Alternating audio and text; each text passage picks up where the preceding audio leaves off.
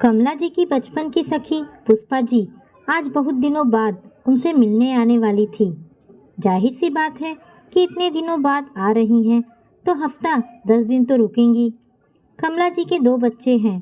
बड़ी बेटी की शादी हो चुकी है और वो अपने ससुराल में थी और छोटे बेटे अंकुश की शादी अभी हाल में ही हुई थी। आज पुष्पा जी के आने से कमला जी बहुत खुश थी। निशु, बहू जल्दी से काम निपटाकर तैयार हो जाना। आज तो मेरी बचपन की सखी आने वाली है। और हाँ, ढंग की साड़ी पहनना। पुष्पा बहुत अमीर और हाई फाई है। बड़े रईस और नामचीन खानदान में ब्याही गई थी। निशु ने हामी भरकर झट से चली गई रसोई में खाना पीने का बंदोबस्त करने। सब कुछ निपटाकर पुष्पा जी के आने से पहले निशु सज धज कर तैयार हो गई। तभी डोरबेल बजी। पुष्पा जी आ गई। निशु बेटा दरवाज़ा खोल, लगता है पुष्पा आ गई, कमला ने कहा। दरवाज़ा खोलते ही पुष्पा जी खड़ी थी। होशियार, शातिर, चतुर। कोई भी उन्हें पहली बार देखेगा तो वो यही वर्णन करेगा। क्या बहू, माँ बाप ने नहीं सिखाया कि बड़ों का पैर छूते हैं? निशु ने तुरंत पैर छूकर आशीर्वाद लिया। उनके हाथों से उनका बैग थामकर अंदर ले गई। खुश रहो बहू। तुम्हारी शादी में तो नहीं आई, इसलिए कमला के बार बार बुलाने पर आ गई। सोचा कुछ दिन सखी के यहाँ रहना भी हो जाएगा और नई बहू से सेवा भी ले लूँगी। फुर्तीले अंदाज में पुष्पा जी ने कहा, कमला, तेरी बहू तो सुंदर होने के साथ साथ सुशील भी है। सुना है खूब पढ़ी लिखी भी है। अरे हाँ पुष्पा, वैसे भी मुझे तो अपने अंकुश के लिए पढ़ी लिखी लड़की ही चाहिए थी। सही कह रही हो कमला। अच्छा, तो पुष्पा चलो बतियाते हैं बाद में, पहले फ्रेश हो जाओ और खा पी लो। वैसे भी 3 बजे गए और तुम भी थक गई होगी। लंबा सफ़र तय कर आई है तो भूख भी लगी होगी। निशु ने भोजन परोसा।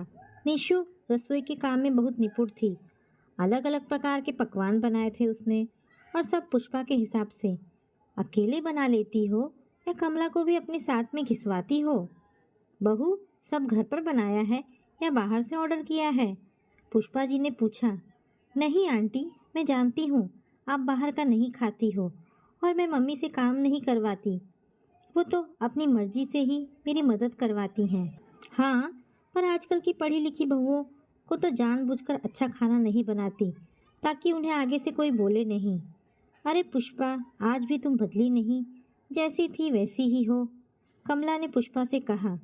भोजन इतना स्वादिष्ट था कि बस उंगलियां चाटती रह गई। पुष्पा जी निशु की खूब तारीफ की और शगुन भी दिया।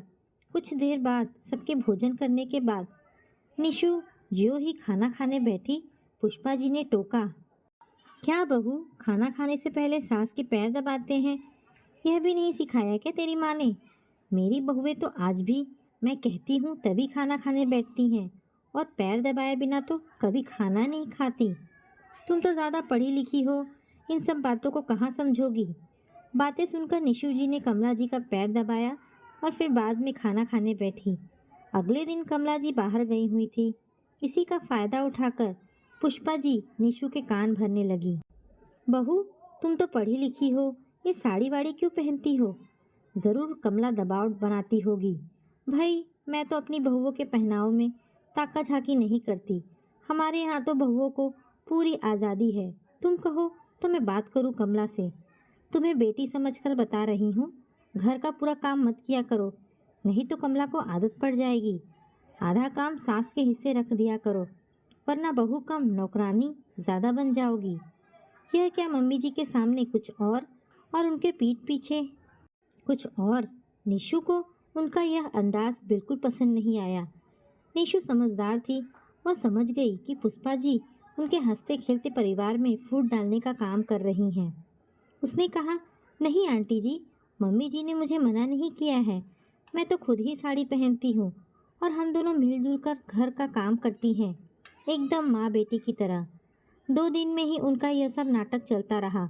बात बात में गलतियाँ निकालना, सास बहू में फूट डालना, हर बात पर गिरगिट की तरह रंग बदलना। निशु को उनका दोहरा चरित्र समझ आ गया था कि यहाँ सिर्फ ये यही करने आई हैं। उसने पति अंकुश से इस बारे में बात की। निशु, तुम गलत समझ रही हो आंटी जी को। मैं बचपन से जानता हूँ तुम ज़्यादा सोच रही हो। छोड़ो ना, 2 दिन में चली जाएंगी। उनकी बातों का बुरा मत मानना, अंकुश ने समझाया। अगले दिन दोपहर को काम निपटाकर निशु अपने कमरे की तरफ जा रही थी, तभी पुष्पा जी कमला जी से बात कर रही थी। देखो कमला, तुम तो बड़ी भोली हो। बहू की लगाम ज़रा कसकर रखोगी तो अच्छा होगा। और क्या घर का काम आधा करवाती हो? ऐसे ही करती रहोगी तो तुम्हें एक दिन घर की नौकरानी बनाकर रख देगी। सास हो, सास बनकर रहो। जीजू के जाने के बाद तुम तो बिल्कुल अकेली हो गई हो। पता नहीं कब बहला फुसला कर अपने बस में कर ले और तुझे घर से बाहर कर दे। वैसे भी तूने घर तो बेटे के नाम ही कर दी है। ज़्यादा पढ़ी लिखी बहुएं ऐसी ही होती है। मैंने कई घरों में देखा है, और तेरी बहू तो शक्ल से चंट घाघ नज़र आती है। मुझे नहीं लगता उसको तुम्हारी कुछ पड़ी है। 5 दिन से देख रही हूँ, कभी हमारे पास बैठकर क्षण भर के लिए बात तक नहीं करती। रात हुई नहीं कि या कमरे में जाकर सो गई। बिना कहे तो कभी पैर तक नहीं दबाए। ये क्या खाक सेवा करेगी? निशु स्तब्ध थी। यह क्या, आज तो इन्होंने हद ही पार कर दी। अगर आज वह चुप रही तो उसके घर को बिखरते समय नहीं लगेगा। उसने अंदर आकर कहा, मैं माफ़ी चाहूँगी कि मैंने छुपकर आप लोगों की बात सुनी। आंटी जी, आप बड़ी हो तो क्या आप कुछ भी बोले जाएंगी? हमारे हंसते खेलते परिवार को देख खुश होने की बजाय आप हमारे घर में फूट डालने का काम कर रही हैं। हाँ मम्मी जी भोली हैं, लेकिन मैं चालाक हूँ। आपके अपने घर में चलती नहीं होगी, माफ़ करना। लेकिन आप जैसी इंसान ही ना अच्छी बहू बन सकती है ना अच्छी सास।